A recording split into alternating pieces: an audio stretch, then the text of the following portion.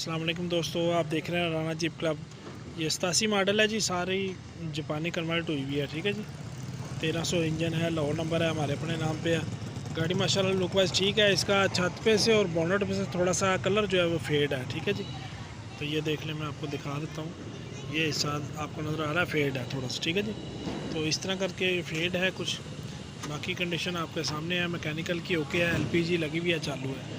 और ये दूसरी भी गाड़ी 1300 सीसी है, सॉफ्ट टॉप में है। ये देख लें, ये पेशावर नंबर में है जी। जिन भाइयों ने अभी तक चैनल सब्सक्राइब नहीं हो, ज़रूर सब्सक्राइब कर लें और साथ में मौजूद घंटी का बटन प्रेस कर लें ताकि आने वाले लेटेस्ट वीडियो आपको फ़ौरन मिल सके। मैं आपको दूसरी तरफ से भी थोड़ा सा दिखा देता हूँ।